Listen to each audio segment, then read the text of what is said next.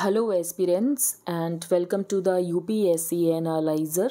Today, we will discuss newspaper analysis dated 8th of October 2023. First news है At war says Israel after worst Hamas attack in years. तो Hamas ने Israel के ऊपर attack किया है. Prelims के perspective से आपको क्या पता होना चाहिए? तो आपको इसराइल के सारे बॉर्डरिंग कंट्रीज़ पता होने चाहिए. आपको मेडिटेरेनियन सी को कौन कौन से कंट्रीज़ बॉर्डर करते हैं ये आपको पता होना चाहिए. आपको अब्राहम अकॉर्ड्स पता होने चाहिए. आयरन डोम क्या है, आयरन डोम के साथ साथ बाकी और कौन कौन से मिसाइल डिफेंस सिस्टम से ये भी इंपॉर्टेंट हो जाता है. तो ये सब कुछ आपको पता होना चाहिए. और बाकी मेंस के पर्सपेक्टिव से कि यहाँ पर इसराइल की हिस्ट्री क्या रही है और जो भी यहाँ पर वॉर हुए, for example 6 day Arab war, intifada declaration, तो ये सब कुछ थोड़ा बहुत पता होना चाहिए. हमास मिलिटेंट्स ने थाउजेंड्स ऑफ रॉकेट्स एंड बहुत सारे फाइटर्स को भेजा इसराइली टाउन्स में और यहाँ पर इसराइल में बहुत सारे लोगों की जान चली गई.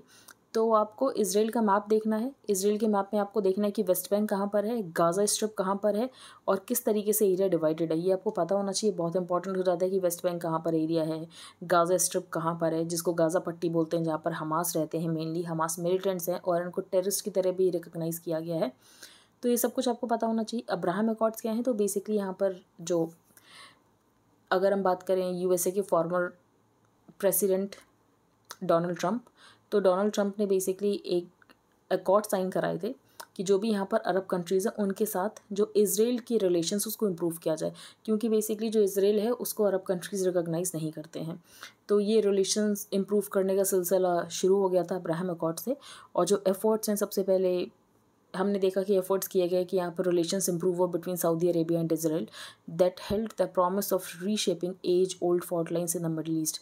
फिर आपको I2UT के बारे में भी पता होना चाहिए. वैसे I2UT के ऊपर मेंस में क्वेश्चन आ चुका है, I think last to last year आया था, लेकिन फिर भी आप एक बार I2UT के बारे में पढ़ लेना. एक ग्रुपिंग यहाँ पर इंपॉर्टेंट हो जाती है. तो अगर आपको इंडियन एक्सप्रेस का हाईलाइटेड PDF चाहिए plus notes related to every topic, for example जैसे कि हमने यहाँ पर इसराइल की हिस्ट्री आपको नोट्स में मिल जाएगी. आपको ये मिल जाएगा कि यहाँ पर इसराइल की लोकेशन क्या है, वेस्ट बैंक कहाँ पर है और गाज़ा स्ट्रिप कहाँ पर है. आपको ये पता चल जाएगा अब्राहम अकॉर्ड क्या है. और जो भी आज हम इसराइल की प्रेजेंट सेटिंग देखते हैं ये किस तरीके से इवॉल्व हुई है, तो ये सब कुछ आपको मिल जाएगा. लेकिन अगर आप नहीं भी बाय करो तो आपको खुद से भी सारा कंटेंट पढ़ना है, क्योंकि सब कुछ ही बहुत इंपॉर्टेंट हो जाता है. फॉर एग्जांपल यूक्रेन बहुत ज़्यादा न्यूज़ में था, तो आई थिंक इस बार के प्रीलिम्स में क्वेश्चन था कि जो यूक्रेन है उसकी बॉर्डरिंग कंट्रीज़ कौन से हैं. तो इस तरीके के क्वेश्चंस बिल्कुल आ सकते हैं और पहले से आप प्रिपेयर भी कर सकते हो, क्योंकि आप प्रेडिक्ट कर सकते हो इन क्वेश्चंस को. अब हम चलते हैं आगे. States flag GST on gaming form, centre says not retrospective. तो हम कई दिनों से डिस्कस कर रहे हैं कि जो गेमिंग फॉर्म्स हैं उनके ऊपर यहाँ पर GST लगाया जा रहा है 28%. तो 28% फेस वैल्यू के ऊपर GST लगेगा गेमिंग फॉर्म्स के लिए. जो भी यहाँ पर कसिनोज होते हैं, हॉर्स रेसिंग होते हैं, ऑनलाइन गेमिंग होती है, इसके ऊपर 28% GST लग रहा है. तो ये आपको पता होना चाहिए. आपको GST काउंसिल के बारे में पता होना चाहिए, कौन से आर्टिकल में GST काउंसिल बनी है, वोटिंग पैटर्न कैसा होता है, डिसीजन कैसे लिया जाता है और चेयर कौन करता है. ये सारे फैक्ट्स आई होप आपने पढ़े हों अपने स्टैटिक, जब अपने यहाँ पर बेसिक बुक्स पढ़ी हों. अगर नहीं पढ़ा तो आपको नोट्स में मिल जाएंगे, नहीं भी पढ़ा तो आपको पढ़ लेना चाहिए, क्योंकि स्टैटिक इंपॉर्टेंट हो जाता है, तो स्टैटिक कर लेना. आगे हम चलते हैं. ये दिल्लीज लेकर के CM बिल्कुल नहीं पढ़ेंगे, बहुत ही ज़्यादा पॉलिटिकल है, आपके एग्जाम से इसका कोई लेना देना नहीं है. सीक्रेटली फिल्म्ड इन washroom during IIT Delhi fest. तो बेसिकली ये हम क्यों डिस्कस कर रहे हैं, तो इंटरव्यू के लिए इंपॉर्टेंट हो जाता है. इंटरव्यू में अगर ऐसी कुछ न्यूज़ चल रही होती तो वो पूछ लेते हैं. तो ये इशू क्या है, तो ये अगर कोई एक केस होता है तो हम इसको भूल जाते हैं और शायद हम इसको डिस्कस भी नहीं करते. लेकिन ये जो केसेस हैं बार बार हो रहा है. फॉर एग्जांपल जब मिरांडा हाउस में फेस्ट हुआ था तब भी कुछ ऐसा इंसिडेंट हुआ था. फिर उसके बाद इंप्रेस्ट में हुआ था, फिर भी ऐसा इंसिडेंट हुआ था. और अभी यहाँ पर IIT दिल्ली में फेस्ट हुआ, तो यहाँ पर दिल्ली यूनिवर्सिटी की जो विमेन स्टूडेंट्स थी उनके साथ ऐसा हुआ. तो प्रॉब्लम क्या है, क्या हमें फेस्ट को बंद कर देना चाहिए? वो यही पूछेंगे क्या फिर फेस्ट नहीं होने चाहिए, या फेस्ट होने चाहिए तो किस तरीके से हम ये जो सिक्योरिटी है वो प्रोवाइड करें. तो इस तरीके के क्वेश्चंस हो सकते हैं. तो पहले से आपको 3-4 पॉइंट्स प्रिपेयर करके रखने हैं. तो similar incidents of the sexual harassment were reported at Delhi university colleges over the past few years. March में students of the Indraprastha college for women had alleged several men scaled the boundary walls of the college during a 2-day fest. A similar incident was reported during an event at the Miranda House. तो ये सारे incidents बहुत ज़्यादा news में रहे. Last year भी इसके ऊपर बहुत ज़्यादा एडिटोरियल्स आए थे. तो ये बिल्कुल इंटरव्यू में पूछा जा सकता है, और अगर उस समय ये न्यूज़ में रहा तब तो ज़रूर पूछा जा सकता है.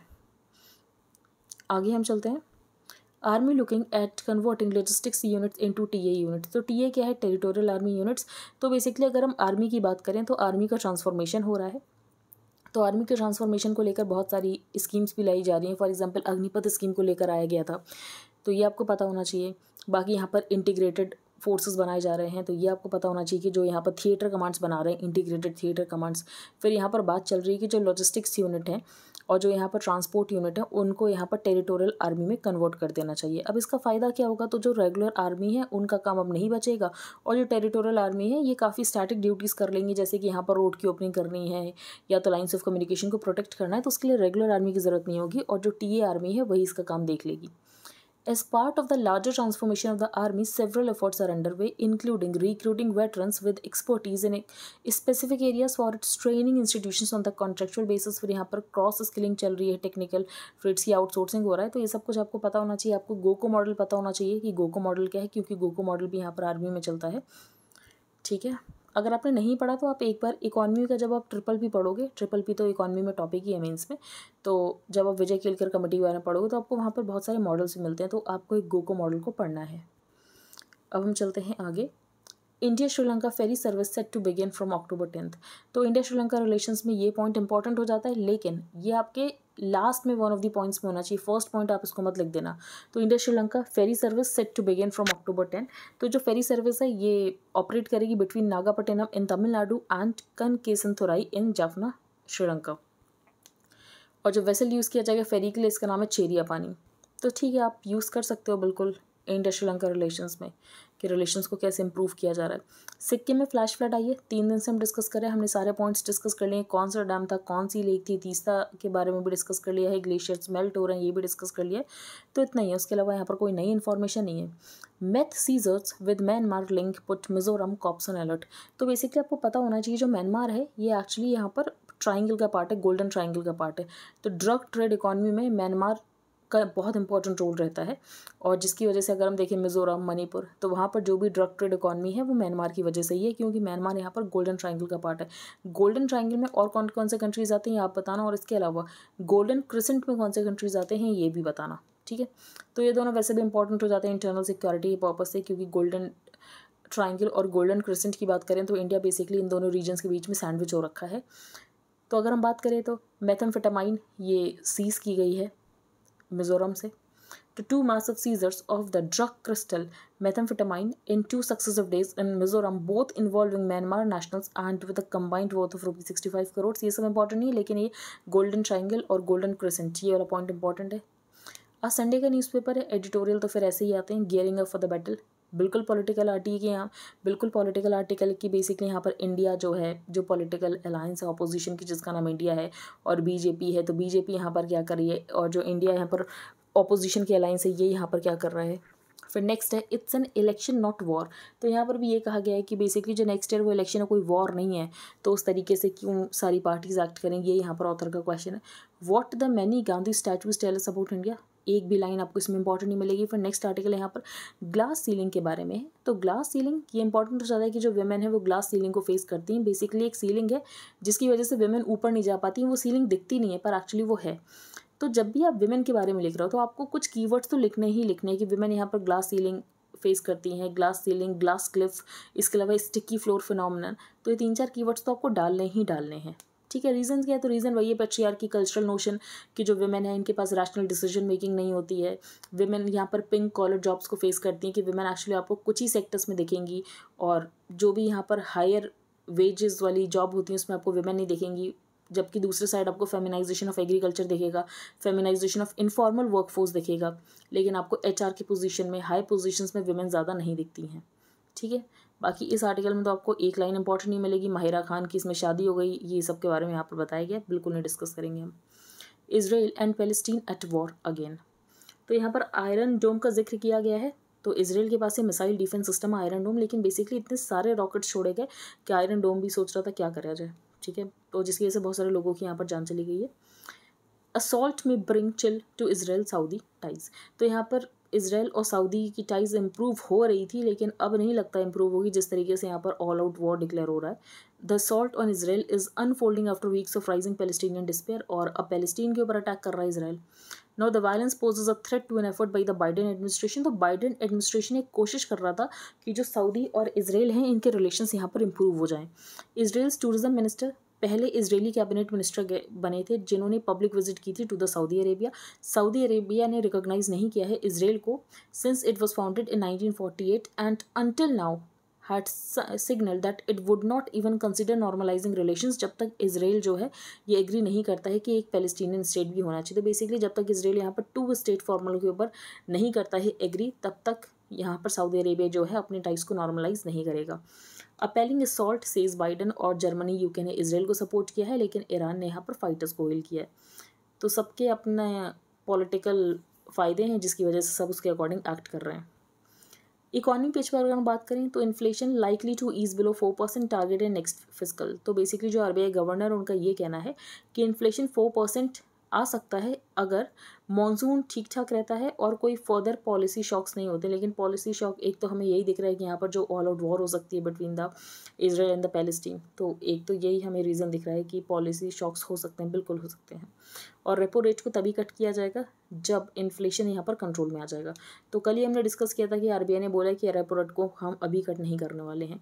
आरबीआई ओएमओ प्लान, तो आरबीआई का ओएमओ प्लान क्या है ये इंपॉर्टेंट नहीं है, लेकिन ओएमओ क्या है ये इंपॉर्टेंट है। तो ओपन मार्केट ऑपरेशंस होते हैं, लिक्विडिटी को इंजेक्ट करने के लिए या सक करने के लिए ओएमओ का यूज़ किया जाता है।